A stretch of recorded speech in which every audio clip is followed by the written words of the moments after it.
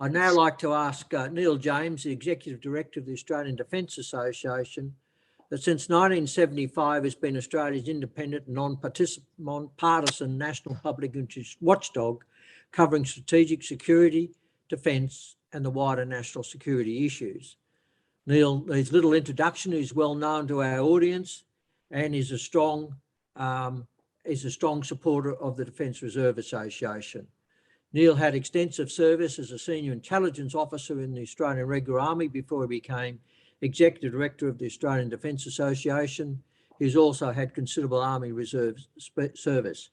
Now, Neil is on his country property just outside of Canberra, and he's having some problem with the country internet service. So if he cannot provide these questions through audio, I'm going to ask Colonel David Lipsitch in Adelaide to ask the questions of our first two speakers this morning. Thank you.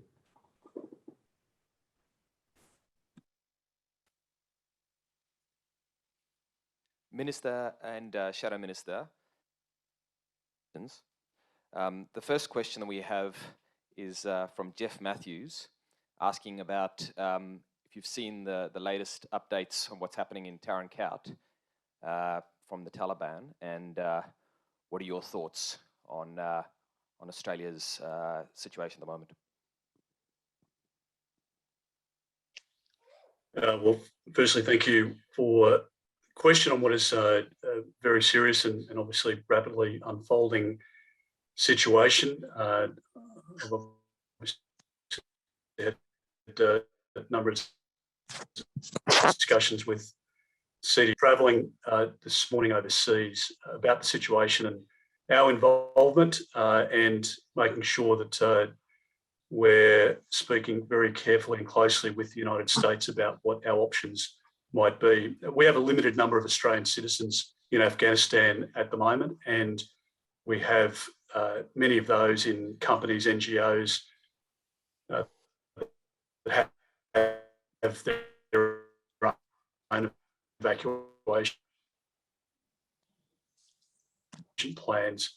Obviously, with Afghan nationals who had to stand, locally engaged employees and their family members, etc. And there are a number of those who are on a pathway to come to Australia, and obviously they're part of our planning at the moment as well. So we'll have further announcements on that probably over the course of the weekend, but the situation is serious. The rapid advancement of analysts would have given credit to even a month ago, and it's a very troubling situation to watch, given the gains and sacrifices of the coalition effort, but the effort of many in the region. So we need to make sure that, that we can work to lift people to safety if that's what's required. But we're going through those options at the moment. Look, I agree with Peter, the minister. It is troubling to see. I visited Tarin Kowt as Home Affairs Minister in late 2011. At that time there were ADF personnel deployed to train the Afghan National Police, part of our civilian improvements to civilian capability in that nation. And as Peter says, it is concerning to see the rapid prevalence of the Taliban making gains every day. And I do welcome the comments by Peter in relation to assisting Afghan nationals who provided such important support to our ADF personnel. I'm being briefed by the government, the Defence Department, ADF, as is sanctioned by Peter, to make sure that Labor's updated and informed about what we're looking to do to assist in that regard. And so I do appreciate that information.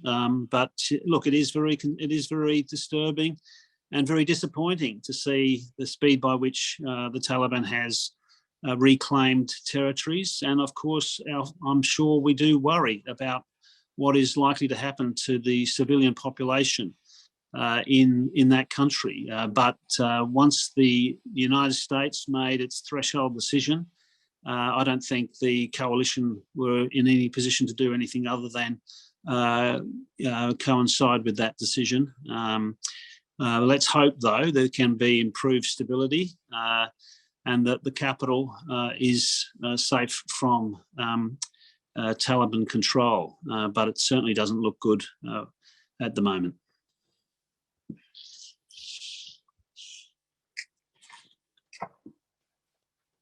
Minister and Shadow Minister, I might hand back to Neil James. It looks like his bandwidth issue might be resolved. Neil, are you there? While we wait for that to get resolved, Minister, the next question is from Sharon Maskell-Dare, who's here with us here in Adelaide. She says, given the cyber attacks on our national security are increasing, is there scope for reserve capability to better mobilise IT and cyber SMEs in the wider community who might not see themselves as conventional ADF recruits? Well, Sharon, thank you for the question. I might note this is the first time that I've seen Neil James stuck for words. It should be noted as part of your minutes here, I think, Paul. Just to go to Sharon's main thrust, the cyber situation is unprecedented. Our reliance on systems, as we know, continue to increase. The Internet of Things, the ability for society to be unable to function effectively without connectedness is the reality of the world in which we live, and our adversaries are taking advantage of that.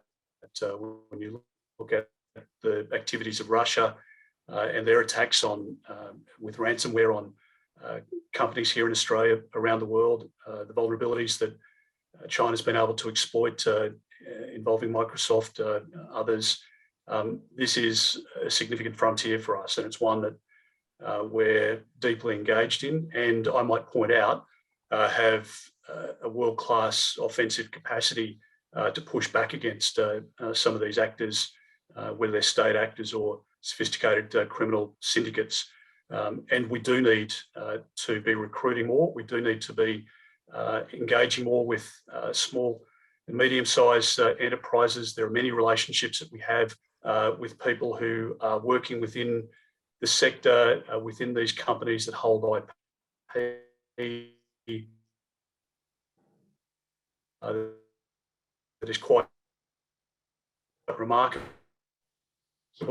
Many of them have served, have many relationships where we're able to send with our resources, otherwise what we must. And we'd be very focused on that, because the thought of, as I pointed out in my speech before, an electricity grid going down, telecommunications network being compromised, was part of the key reason that we made in the 5G decision to exclude high-risk vendors, including Huawei and ZTE. It's impossible to imagine that you could allow your system to be compromised in such a way, and particularly in a world of the Internet of Things, when you fridge and everything across every other appliance or devices. We need a system that's secure, and we need people with the requisite skills to be able to drive that system. So we will engage more, but I wouldn't underestimate the level of engagement that we have already. Can I just say, in relation to that question, Sharon, as I referred to in my earlier contribution, I think there is a role for the reservists. There is a great need of increasing our capability in responding to the cyber and ransomware, and in particular. And I think these very large, high-profile cases where companies have been attacked, I think has brought home to everyone that we need to increase our capability, and that's why I did say Labor would be examining the increased role of the DRA in relation to responding to that particular threat. So it's certainly something where I'm happy to engage with the DRA on, and other stakeholders, to see what else we should be looking to do into the future.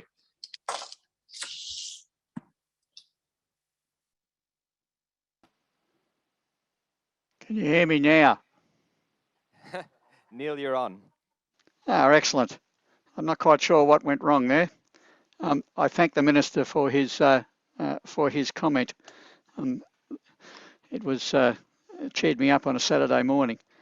Look, both speakers talked about increasing the overall size of the reserves.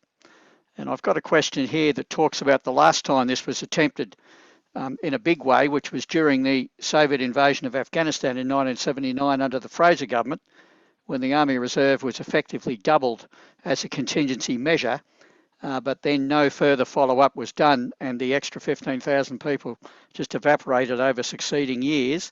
You may remember this era because both of you are old enough. That was the famous whistling television advertisements about joining the Army Reserve.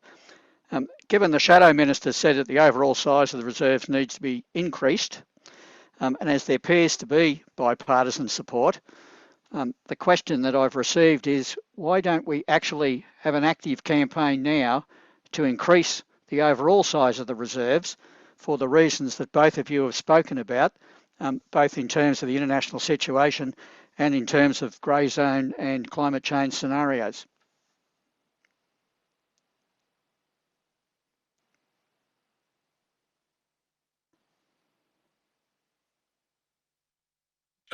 Well, sorry, Neil. So, did you want Brendan to go first on that, or I'm happy to? Yeah, you go. Well, I'm happy to. All right. Well, just very quickly. I mean, it's. I think the point I tried to make in my speech and that I've made publicly, Neil, and as you and I have spoken about, my great desire is to make sure that we treat our people better than we have in the past, and this is a big, machine to move as people appreciate there have been mistakes and good decisions made in the past.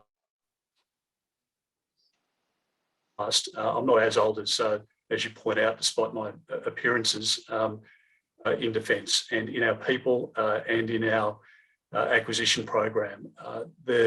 The threat and the unstable nature of the Indo-Pacific drives that. And as we're seeing in the Middle East now, there's, no plan after 20 years to go back into Afghanistan. But could somebody say over the course of the next 20 years that there won't be engagement in the Middle East if there was a chemical attack in Australia or New York or New Zealand or whatever it might be? I mean, who knows where we might need to deploy quickly. So a meaningful engagement, a more productive one that realises and understands modern workplace realities, ways in which we can financially reward people, that we can work closely with companies like BHP to reflect the use of digital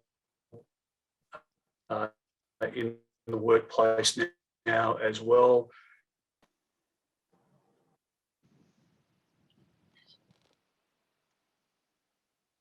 I think there's a stronger engagement, so just as serving Defence Force personnel, employment and a better engagement than we've had in the past. So I think there are a number of strands of work here, and that engagement with a more formalised structure, what those numbers might be, I'm very happy to continue that discussion. Yeah, look, I'm not. I don't recall in any detail that effort to increase the reserves back in 1979-80. I was alive, but I was at high school, but I do, of course, remember the sort of heightened tensions around Russia then, and there was issues around boycotting the Olympics, and of course they had their own deployment into Afghanistan. I just say in relation to increasing reservists, Labor has to obviously consider that and make an announcement before the election if we're to do something in that regard.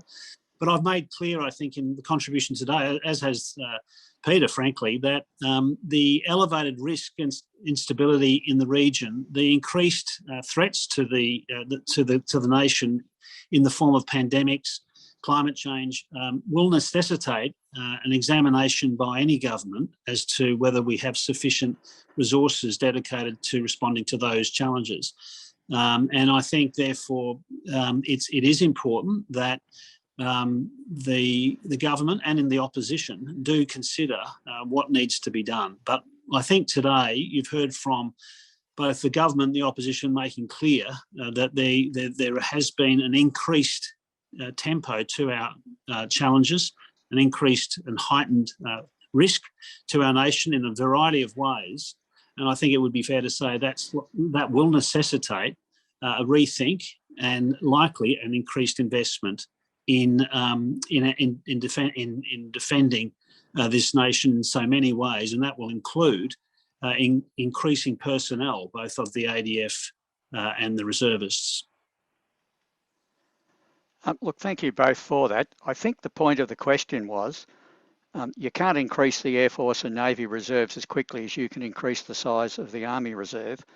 But the lesson of the Fraser government experience was unless further investment and effort is done, you just lose the advantage of doing it.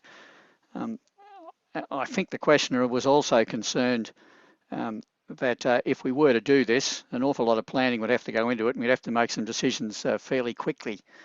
And is there anything else you'd like to add in that regard? That we probably need to do it. It's a good idea. It's got bipartisan support. We need to sustain the effort, and we probably need to start yesterday.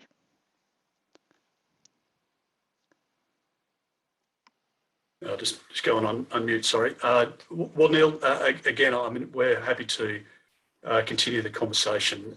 I suspect there's a resourcing question that is involved, and we would need to quantify that. But in principle, no, I don't have any issue with having learned from the mistakes of the past and making sure that we have a better situation that's more sustainable for the ADF and for personnel, and for ways in which we can scale up. And I note the points that you've made.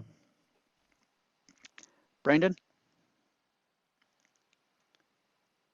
Well, as I said actually in my contribution earlier, there's a whole series of things that we're examining, including this one about increased resources, and it's something it will be a decision we have to make internally. As Peter said, we have to make decisions around their fiscal decisions as well as national security ones, and it has to be done collegiately internally before we make any announcements. But I hope you take from today's contribution that we're very alive to the growing threats, and for that reason, you should be confident that we'll respond at least consistent with what you're putting to me today. Thank you for that. If I can quickly pass on to a second question, and that's to do with the schedules of defence capabilities.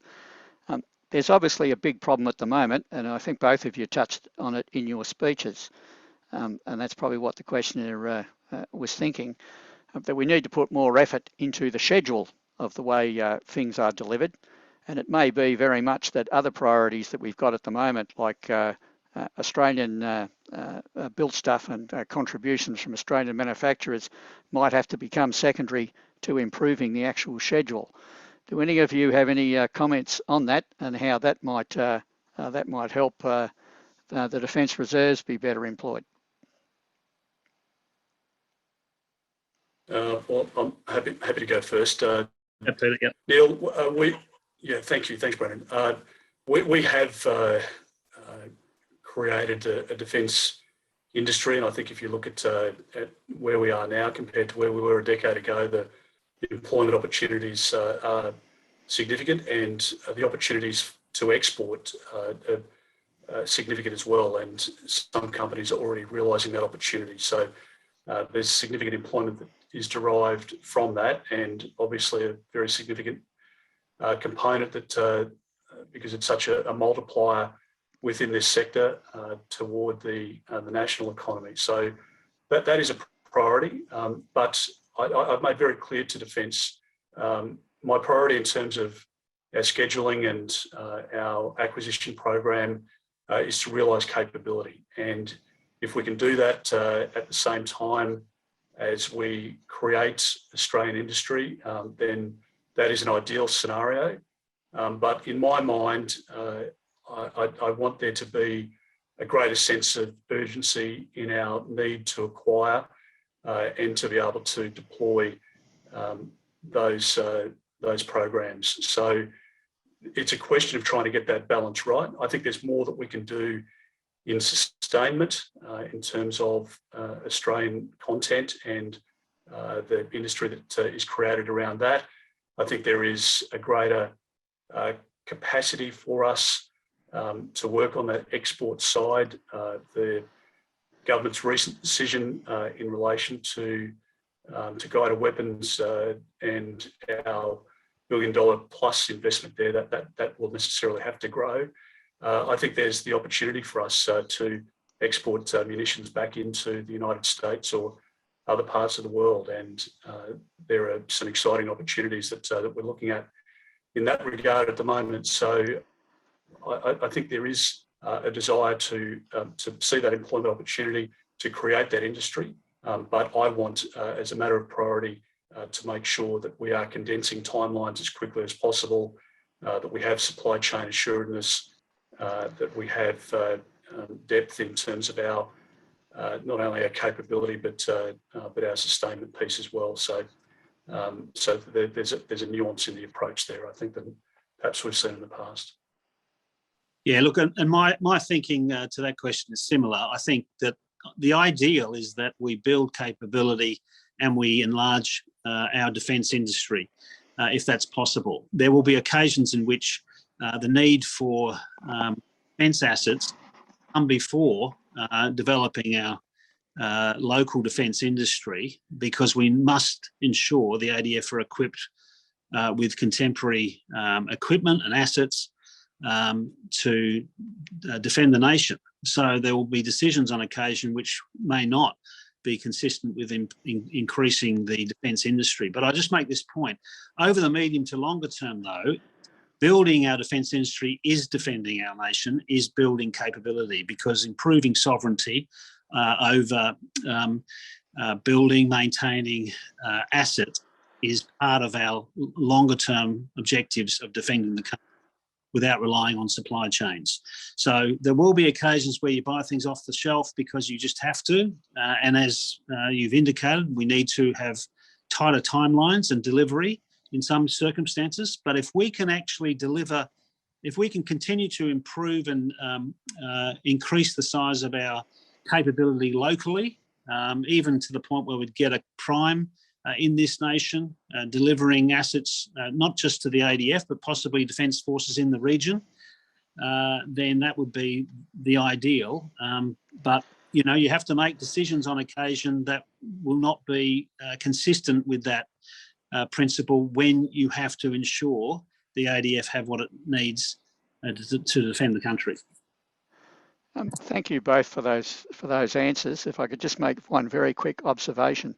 Senator John Faulkner, one of the more capable defence ministers the country's had in the last 20 years, has made the observation that his biggest single regret during his time as minister was not being able to get a decision on the submarines out of the governments he served at that time. And I think that that's an interesting lesson where, because capability is a very long-term process, a 6-year delay at any one stage has implications in future decades out to 10 and 20 years later. And one of the reasons we have the schedule program problem with the submarine program at the moment was because of decisions made by governments many years ago. If we could pass on to the next question, which is from Ian Florworth. Neil, sorry, I need to wrap this up now.